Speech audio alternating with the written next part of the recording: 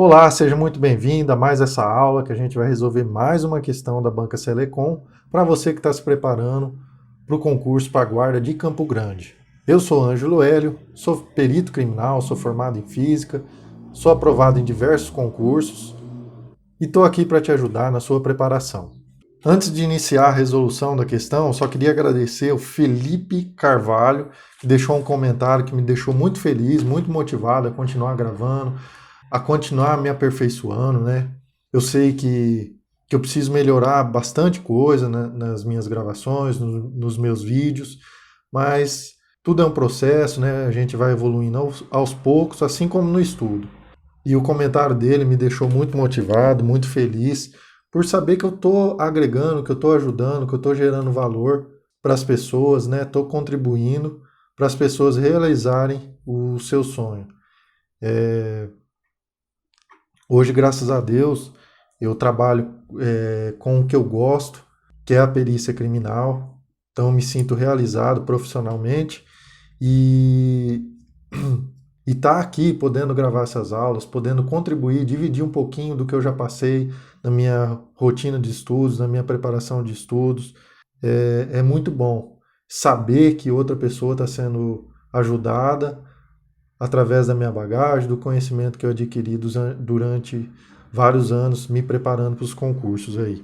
E eu só tenho a agradecer a você que está assistindo esse vídeo, a você que se inscreveu no meu canal, que deixa o like aí, é muito bom, isso motiva a gente a continuar gravando, a se empenhando, se aperfeiçoando cada vez mais para te entregar um conteúdo de melhor qualidade.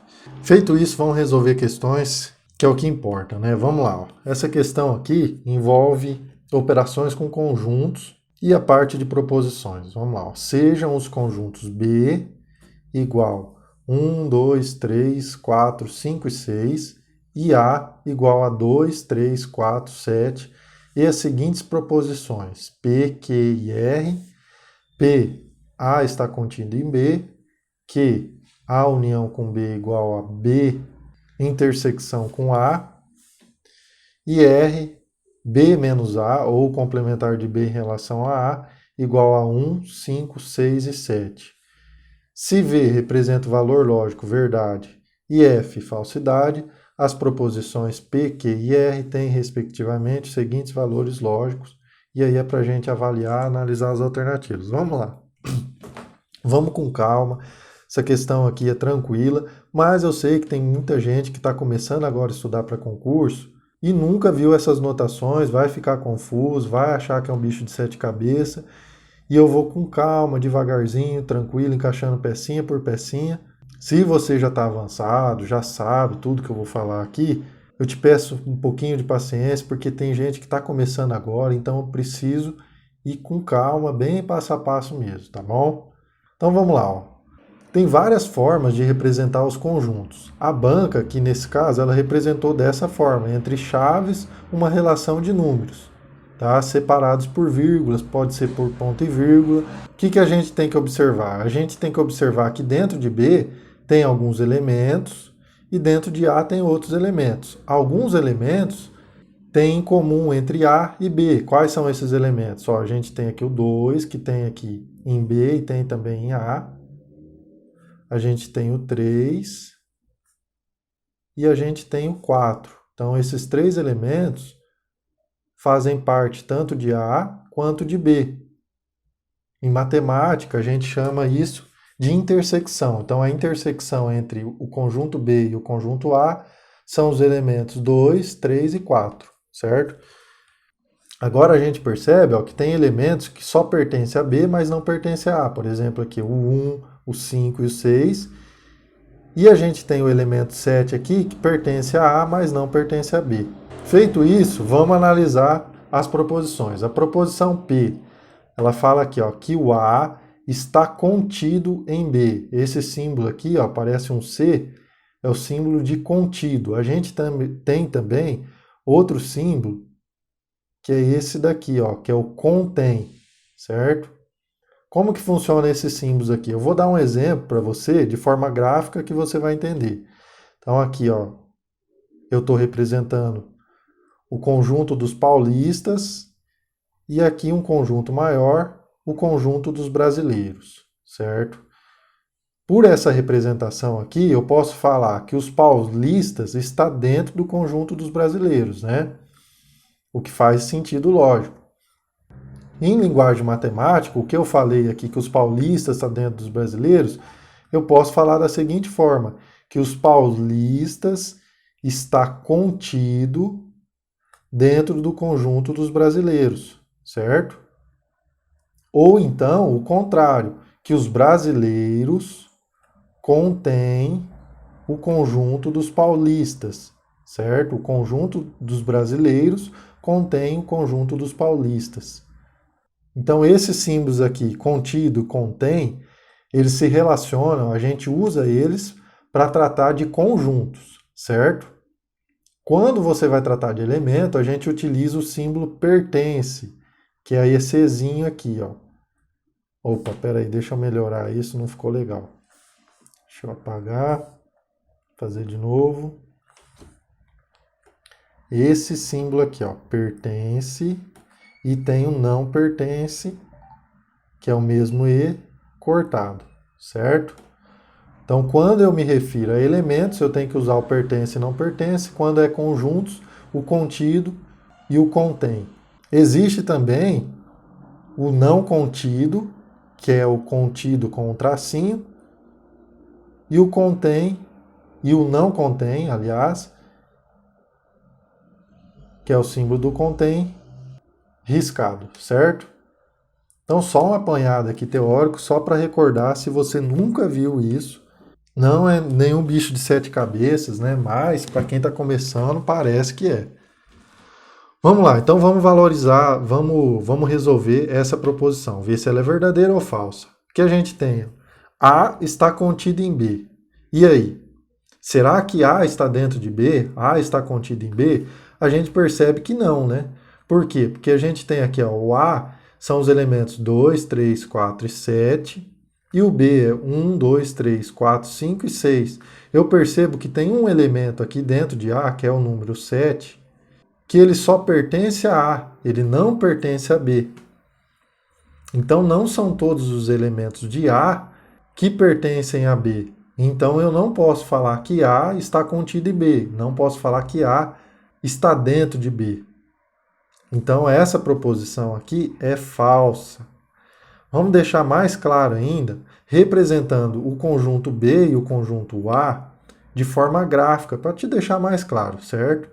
Não é necessário fazer tudo isso na prova, tá? Só estou fazendo aqui para te ajudar, para ficar as coisas mais claras para você, tá bom? Então vamos lá, vou representar aqui o B e o A. Então vou colocar aqui, ó, o B. Dentro do B a gente tem os elementos 1, 5, 6, 2, 3, 4. Eu deixei o 2, 3, 4 aqui para representar a intersecção com o conjunto A. Então aqui a gente tem o A e aqui a gente tem o B. Então dentro de A a gente tem o 2, 3, 4 e o 7, certo? Então essa região aqui, ó, do 2, 3, 4 é a região de intersecção entre A e B. Essa região aqui é a região de B e não A, né? É a região dos elementos que só pertence a B, mas não pertence a A. E aqui, essa região onde está o elemento 7, é a região dos elementos que pertencem a A, mas não pertencem a B. Então vamos para a próxima proposição aqui. A proposição Q está falando para a gente o seguinte, que A união com B é igual a B intersecção com A. O que é união e o que é intersecção? União é quando eu aglutino, quando eu junto todos os elementos dos conjuntos. Então eu vou juntar os elementos do conjunto A e os elementos do conjunto B e formar um novo conjunto, formado pela união desses dois conjuntos, certo? Então aqui no nosso exemplo, seria toda essa região aqui, ó, que pega, envolve B e envolve A. É quando eu junto tudo, certo? Então graficamente seria toda essa região aqui, de B e de A. E como que a gente escreveria isso? Assim, ó, vamos escrever A união com B é o conjunto formado pelos elementos Vamos lá. 1, o 2, o 3, o 4, o 5, o 6 e o 7. A gente percebe que esses elementos aqui, ó, eles estão dentro de A, ou eles estão dentro de A, ou estão dentro de B, ou dentro de A e B, simultaneamente, né? Ângelo, e o que seria a intersecção? A intersecção, falando de forma bem simples, é o que tem em comum entre os dois conjuntos, entre o conjunto A e o conjunto B, certo? Então seria essa região aqui, ó. Essa região aqui é a região de intersecção. É a região que tem elementos em comum entre A e B, certo? Então, como que a gente escreve? A intersecção com B é o conjunto de elementos, é o conjunto formado pelos elementos 2, 3 e 4. E aí a gente já consegue perceber que essa proposição Q, ela é falsa, né? Porque a união com B não é igual a B intersecção com A. Ah, uma coisa aqui importante, ó. Eu escrevi A intersecção com B, e aqui ele está falando B intersecção com A. O operador intersecção, assim como o operador união, admite sem problemas o princípio da comutatividade. O que seria essa comutatividade? É o princípio que diz basicamente que a ordem não importa, ou seja, A intersecção com B é igual a B intersecção com A. Isso é só um parênteses aqui, só para deixar claro, porque às vezes você pode ver aqui B intersecção com A, mas eu escrevi A intersecção com B, tá bom? Então a gente já viu que o P é falso, a gente já viu que o Q é falso, então vamos para as alternativas aqui para ver se a gente já consegue eliminar. Ó, a gente já consegue eliminar a alternativa B, porque ela começa com V, então não pode ser. A gente consegue eliminar a alternativa C, porque tem V aqui, ó, na segunda, então não pode ser. Então a gente fica entre A e a D. Vamos lá. Vamos agora analisar a proposição R. O que a proposição R nos diz? Ela diz assim, ó, que B menos A é igual a 1, 5, 6 e 7. B menos A ou o complementar de B em relação a A. O que é isso, Ângelo? Vamos tentar entender aqui de forma bem simples. Quando eu faço essa operação B menos A, o conjunto B menos A, eu tiro de dentro de B os elementos de A. Ou seja, os elementos que pertencem a B, mas também pertencem a A, certo? É como se eu tivesse tirando toda essa parte da intersecção do conjunto B. Então só vai restar o que pertence a B. É como se a gente pegasse aqui uma tesoura, alguma coisa, e cortasse esse conjunto B, ó, essa parte de B que pertence a A também. Então eu ficaria só com essa parte de B aqui. Então vamos escrever B menos A, ou complementar de B em relação a A. Como que é B menos A? Vai ficar 1, 5 e 6. Então vamos colocar 1, 5 e 6. São os elementos que pertencem a B, mas não pertencem a A. E aí, o R está falando que B menos A é igual a 1, 5, 6 e 7. A gente viu que não é. Na realidade é 1, 5 e 6, não tem o 7. Então essa daqui também é falsa. Então o gabarito vai ser letra D. Falso, falso e falso. Beleza? Eu fiz bem com calma, bem tranquilo, retomando alguns pontos teóricos que eu acho que é importante, né? Para quem está começando, se eu for só resolver a questão, a gente resolve em 30 segundos. Mas o meu objetivo aqui não é só resolver, é revisar, reexplorar os conteúdos para você recordar e chegar bem na prova, tá bom? Então espero que você tenha gostado, espero que tenha te ajudado de alguma forma. Críticas e sugestões, deixa aí nos comentários que serão muito bem-vindas. Valeu, forte abraço, fique com Deus, tamo junto.